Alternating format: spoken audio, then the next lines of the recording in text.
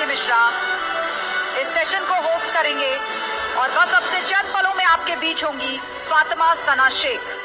वो फातिमा सना शेख जो आज हर हिंदुस्तानी के दिल में बसती हैं, किसी पहचान की मोहताज नहीं रह गई। जोरदार तालियां।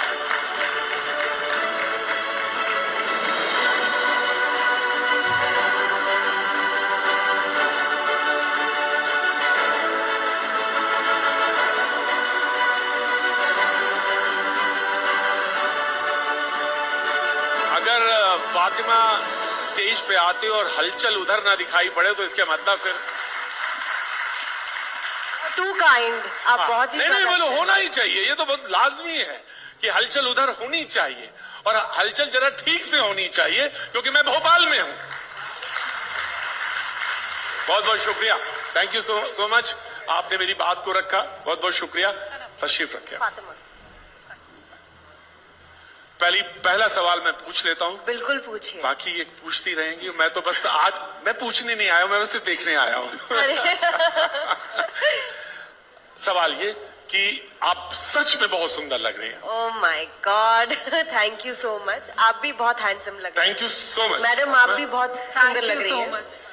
और सवाल ये है जी। कि फातिमा जहां पे मौजूद है, जिस जगह पे तमाम लाइट्स हैं, कलर्स हैं, शेड्स हैं, आप शुरू से ही आपने सोच लिया था कि नहीं, फातिमा को तो सिर्फ फिल्म इंडस्ट्री में ही आना है? बिल्कुल नहीं। जी नहीं। अगर मैं शुरू से शुरू करूं तो मेरे जो माता पिता है वो एक बॉम्बे में फिल्मिस्तान नाम का एक स्टूडियो है जहाँ पे कमालिस्तान स्टूडियो, वहाँ पे सारी फिल्में शूट होती है और हम लोग रहते थे उसके बाजू में। मेरे मम्मी पापा का बहुत शौक था। हम देखते ना जब भी शूटिंग हो रही होती है तो उसके बाहर बहुत सारे लोग खड़े होते हैं शूटिंग देखने के लिए। हम उनमें से थे। हाँ, तो मेरे मम्मी पापा, मेरे भाई और मुझे लेके हम लोग खड़े होते थे। तो आज भी हमारे पास सारे पुराने हीरोज के साथ फोटो है। धर्मेंद्र हो गया, संजय दत्त हो गया, तो उन सब के साथ हम लोग बच्चे फोटो है। माँ बाप बड़े खुश थे कि फोटो खिंचवाया। और वहां से किसी ने बोला होगा कि आपको अपने बच्चों को एक्टिंग में डालना है, तो मेरी मम्मी ने बोला हाँ क्यों नहीं। तो मम्मी लेना शुरू कर गई ऑडिशंस पे और वहां से शुरू हुआ चाइल्ड एक्टिंग का करियर। तो मैं as a child actor launch हुई थी चाची 420 में। फिर बहुत काम किया, बहुत ज्यादा। फातिमा बनना क्या चाहती थी? मतलब वो बचपन में? जी, बचपन में तो आपको याद है वो एक आदमी था जो क्रोकोडाइल पकड़ता था, क्रोकोडाइल और सारे ऐसे मतलब अजीब अजीब रेप्टाइल्स को। उसका नाम मुझे याद नहीं है, शायद मुझे याद है। मुझे टेलीविजन शो वेरी फेमस गाय, ऑस्ट्रेलियन बनना था। मुझे वो बनना था। फिर मैं WWF देखती थी और मुझे अंडरटेकर बनना था। तो मुझे बहुत सारी चीजें बननी थी जो एक लड़की को बनने की इच्छा नहीं होती है। बट क्योंकि मेरा भाई था और मेरे पापा भी काफी खुश रहते थे कि मैं जो करना चाहती हूँ, मुझे कभी बोलते नहीं थे कि तुम ये मत करो वो मत करो। इनफैक्ट मेरे भाई को ज्यादा मनाही थी, मुझे नहीं थी। मेरा भाई थोड़ा छुई मुई टाइप का था, तो उसे मतलब सब लोग बेचारे उसको बुली करते थे।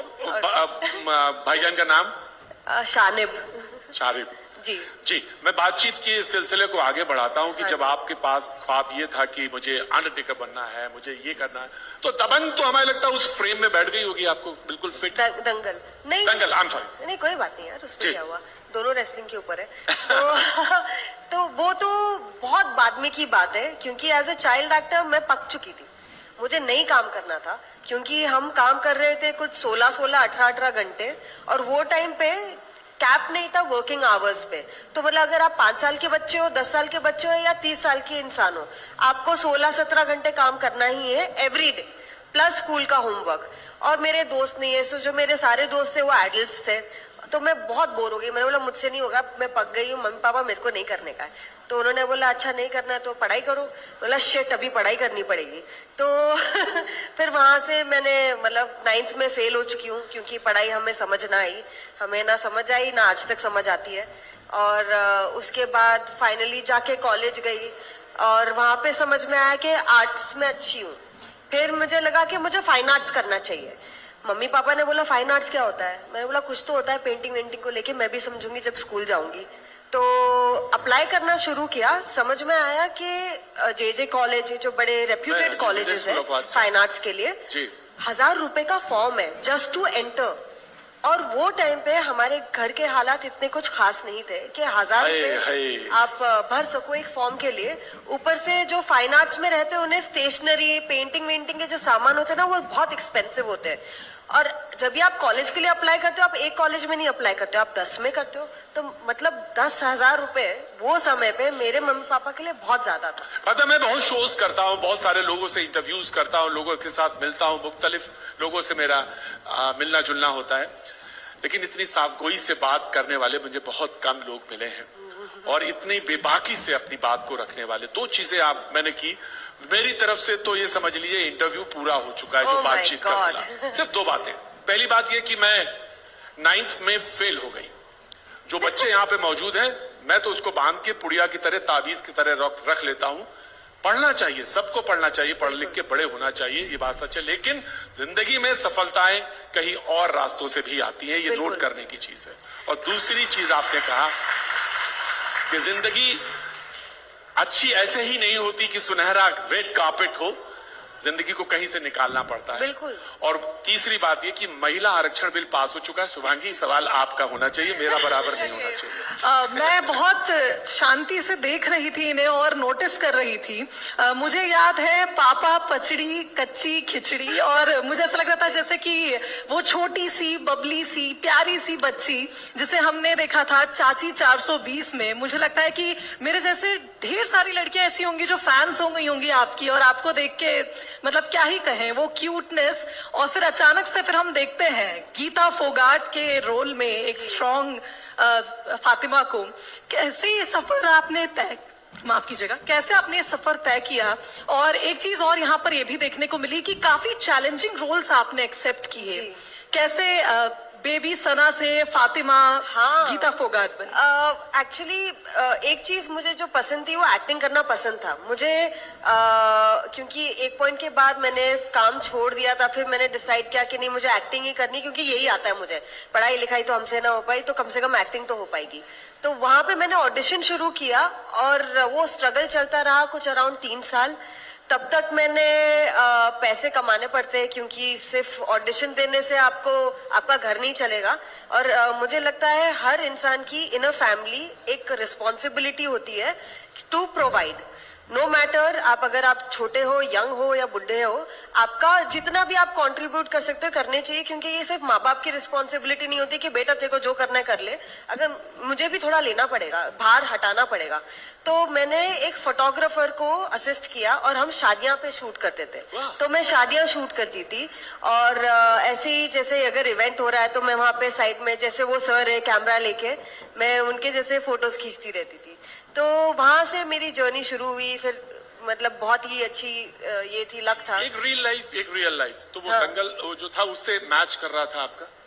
आपकी जिंदगी, जाती जिंदगी जो है उससे नहीं, बिल्कुल भी नहीं अलग है, उससे बिल्कुल अलग। मैं वो कैरेक्टर ही नहीं हूँ। मेरा कुछ लेना ही देना नहीं है वो इंसान से। फातिमा, एक चीज मैंने आपके बारे में पढ़ी थी कि जो रोल आपने दंगल में निभाया, गीता फोगाट का, एक स्ट्रॉन्ग लड़की जो ऐसे मुकाम को हासिल करती है जो उसके गांव की लड़कियों ने सपने भी नहीं देखे होंगे। उनके पिता अलाउ करते हैं या उनके पिता ट्रेनिंग देते हैं, इसलिए। बिल्कुल। फिर हम आगे बढ़ते हैं, हम इस इंडस्ट्री में, इस माया नगरी की बात करते हैं। रियल लाइफ में जब आपने यहाँ कदम रखा, मैंने सुना आपने कास्टिंग काउच का भी विरोध किया। आपके बहुत बड़े बड़े प्रोजेक्ट्स इसलिए आपने एक्सेप्ट नहीं करे क्योंकि वो वहां पर नहीं, ये सच नहीं है, क्योंकि मेरे साथ ऐसा कोई इंसिडेंट नहीं हुआ है। मैं बहुत पहले जब ये ऑडिशंस बहुत ऐसे कर रही थी, किसी ने मैसेज पे कुछ ऐसे इंसिनुएट किया था। मैं टचवुड बहुत लकी रही हूँ कि मुझे अच्छे प्रोडक्शन हाउसेस में काम मिला है। ये कोई रीजन नहीं रहा है। मैं मतलब मुझे बुरा लगता है जिनके साथ ऐसा हुआ है, और मुझे लगता है ये सारी इंडस्ट्री में होता है, कॉर्पोरेट में भी होता है, इंडस्ट्रियल इसमें भी होता है, अपनी में भी होता है। तो ये जो exploitation of not only women but even people who are not in power, who is not equal to you, चाहे वो क्लास हो, सेक्स हो या कुछ भी हो, that exists. So that is something that you need to question and you need to stand up against. कुछ एक फिल्म है ठग्स ऑफ हिंदुस्तान, जिसमें आपने महानायक अमिताभ बच्चन के साथ काम किया, मिस्टर परफेक्शनिस्ट आमिर खान के साथ काम किया। दोनों के साथ जब आप देखते हैं, तुलना करते हैं, तो कहाँ पाते हैं कि किनके साथ आपने एंजॉय किया, किसी ने लगा कि हाँ यार सीखा तो दोनों सही होगा, लेकिन बिल्कुल। कहाँ रखते हैं, वेयर यू? नहीं, पता है मैंने एक चीज रियलाइज की है, जो लोग इतने सक्सेसफुल है और इतने बड़े ओहदे पे है और उनका इतना बड़ा स्टारडम है, उसका एक कारण है।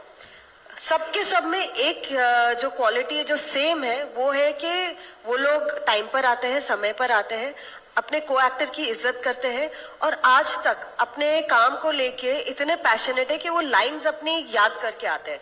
तो पर्सनालिटी सक्सेसफुल लोगों की सेम ही होती है। सो फॉर मी वो था कि शिट, अगर मतलब ये ओहदे पे पहुंचने के बाद अगर वो अभी तक इतने पैशनेट है और उनको बुरा लगता है अगर वो अच्छा काम नहीं कर रहे हैं, sir one more sir 50 take हो गया, one more sir, I am sorry sir, तो मुझे लगता है मैं कौन हूँ, मतलब आई एम तो nothing in front. Amitabh Bachchan की मिसाल के तौर पे, अमिताभ बच्चन से क्या आपने सबसे ज्यादा सीखा? बहुत प्रोफेशनल है, बहुत प्रोफेशनल है। आते हैं सेट पे अपनी लाइंस करते रहते हैं, मतलब कॉन्स्टेंटली लाइंस करते रहते हैं, एंड देन जाएंगे वहां पे फिर मतलब आतंक मचा देंगे। एक पर्टिकुलर इंसिडेंट है, जो हमारा शूट हो रहा था ठग्स ऑफ हिंदुस्तान में, और फिल्म हालांकि नहीं चली पर मेहनत सबने काफी की। और हमारा शूट था, बच्चन जी खुदा बख्श बने थे, जिन्होंने at this age he was wearing एक बहुत ही हेवी कॉस्ट्यूम, जो मतलब अराउंड 6-7 kg से ज्यादा का ही होगा। ऊपर से उसके ऊपर बारिश था तो पानी से और हैवी हो गया था, और ये शूट चला था कुछ 8-9 घंटे, और फॉर 8-9 आवर्स ठंडी थी और बारिश हो रही थी क्योंकि फेक बारिश था, और वो पानी था खरा पानी, सॉल्टेड वाटर। तो जितना भी अगर कुछ भी खरोच वरोच है सब जल रहा है एक्सक्यूज मी, पर और मैं थतर रही हूँ, बोल रही हूँ कि यार कोई टॉवल दे दो, कोई कुछ दे दो। वो इंसान वो 1 सेकंड के लिए हिले नहीं है, उन्होंने 1 सेकंड के लिए नहीं बोला है कि मुझे ठंड लग रही है, मुझे गर्मी लग रही है। He was just at it. एक बार उन्होंने कंप्लेन नहीं किया, and I was like at this age अगर इतने सिंसियर है वो, मैं क्यों कंप्लेन कर रही हूँ? मुझे तो शर्म। What about Mr. Perfectionist, Aamir Khan? वो भी ऐसे ही, बिल्कुल ऐसे है, क्योंकि दंगल में अगर आप देखेंगे वो कैसे मोटे हुए, और मतलब विद इन 7 months 6 months उन्होंने जो ट्रांसफॉर्मेशन किया, इट्स नॉट इजी। हम लोग मतलब एक बोल दे कि 5 किलो कम करके दिखाओ बेटा, हमसे ना हो पाई, मतलब बड़ी मुश्किल से 5 किलो कम होते हैं। वहां पे कितना 15 kg बढ़ाया, 15 kg घटाया, and at an age which is not easy.